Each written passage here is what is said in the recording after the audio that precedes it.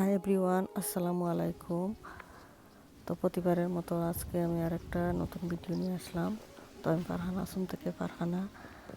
তো আমি গার্ডেনিংয়ের ভিডিও বরাবরই বেশিরভাগ শেয়ার করি। তো এই দেখুন আমার গার্ডেনের লুকটা একটু দেখালাম। তো এই গার্ডেনের লুকটা আনার জন্য আমরা কত কিছু করি। তো এর ফুল ভিডিওটা আপনারা দেখুন। তো ফুল হোক ফল হোক সব গাছেরই যত্ন নিতে হয়। তো এটা হলো আমার ঘরের ভিতরে হাউস প্লান্ট, পাতাবাহারের একটা গাছটার নাম অবশ্য আমার জানা নেই। আমি উল্কো থেকে কিনে এনেছি। এই গাছটা দেখে আমার অনেক সুন্দর লাগে, অনেক ভালো লাগে। তো এই গাছটারও আমি যত্ন নিচ্ছি। আর এই যে দেখুন, এটা হচ্ছে একটা প্লান্ট, এটার নাম হলো মাদার ইন ল। তো আমার মেয়েকে কোচিং ক্লাসে দিয়েছিলাম 11+ এক্সামের সময়। একজন টিচার মহিলা, ওল্ড লেডি, বৃদ্ধ লেডি, অত বেশি বৃদ্ধও না, মিডল এজ। তো ওনার বাসায় গিয়ে দেখলাম এত সুন্দর এই গাছগুলো, অনেক গাছ। তো আমার কাছে অনেক ভালো লাগে। তো উনি আমাকে একটা চারা দিয়েছিলেন। তো সেই চারা থেকে আজ আমার এই গাছটা, মাদার ইন ল গাছটা, অনেক বড় হয়েছে। তো এই প্লান্টগুলোতে আসলে সবসময় আমি যত্ন করি, তো ভিডিও করা হয় না। তো ভাবলাম একটু ফুটেজ আমি আপনাদের কাছে শেয়ার করি, যে ফল হোক ফুল হোক সব গাছেই কিন্তু আমরা যত্ন নিতে হয়। তো আমি কিছু মিরাকেল গ্রোর অনেক ধরনের তো সার আছে, যে কোনো সারই দিতে পারেন। তো মিরাকেল গ্রোর আমি বড়ি সারটাও দিয়েছি, আর গ্রোমোর এই দুইটা দিলাম, আর কিছু মাটি দিয়ে পানি দিয়ে গাছটাকে আমি যত্ন নিলাম। তো এই যে গাছপালা বাহিরে যেমন সৌন্দর্য বৃদ্ধি করে, ঘরের ভিতরেও রাখলে সৌন্দর্য বাড়িয়ে দেয়। আর আমার তো প্লান্ট অনেক ভালো লাগে, আমি সব সময় প্লান্ট ভালোবাসি। আমার প্রতিটা ভিডিওতে আপনারা দেখতে পারবেন প্লান্টের ভিডিও। আর এই যে মাদার ইন ল প্লান্টটা আমি যে টিচার দিয়েছেন, তো ওনাকে ওনার শাশুড়ি দিয়েছিলেন, আমাকে বলেছে। তো শাশুড়ি দেওয়া ওই গাছটা এখনো পর্যন্ত ওর বাসায় অনেক বড় ঘর, আর চতুর্দিকে গাছ। আমি তখন আসলে ভিডিও করতাম না, যদি ভিডিও করতাম তখন আমি ওনার বাসার একটু লুক আমি রেকর্ড করতাম আর আপনাদের সাথে শেয়ারও করতাম।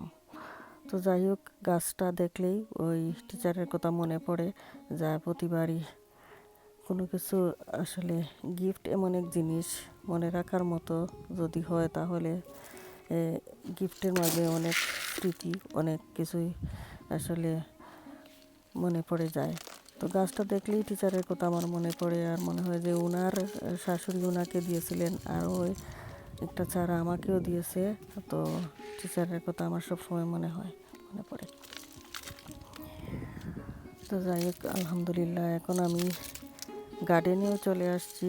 আর আমরা গার্ডেন রেডি করতে যে কত কষ্ট করি, কত কিছু করি, সব কিছু তো আর শেয়ার করি না, দেখানো যায় না।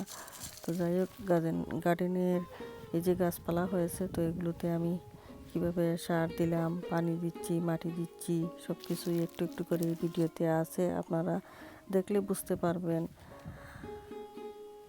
তো আপনারা আমার ফুল ভিডিওটা দেখুন এবং এনজয় করুন। এবং গার্ডেনের ঘাস কাটি, আমরা কিভাবে গার্ডেনকে ক্লিন করে রাখি আছে। তো সাথে থাকুন, দেখতে থাকুন, দেখতে দেখতে ভালো লেগে যাবে। জানি না কার কাছে কতটুকু আমাদের ভিডিও ভালো লাগতেছে। তো সুন্দর সুন্দর কমেন্ট পেলে অবশ্যই উৎসাহ জাগে। আর গাছের গোড়ায় গোড়ায় মাটি না দিলে গাছগুলো বড় হয় না। এই যে চিকেন ম্যানর, এগুলো আমি সব এই বেডে ছিটিয়ে দিচ্ছি, গাছের গোড়ায় গোড়ায় যাবে, পানিও দিয়ে দিব। তো এভাবেই একটু একটু ফুটেজ আমার এই ভিডিওতে আছে। আর এভাবেই আমরা গার্ডেনিং করি, গার্ডেনের যত্ন নেই। যত্ন না নিলে গার্ডেনিং আসলে হয় না।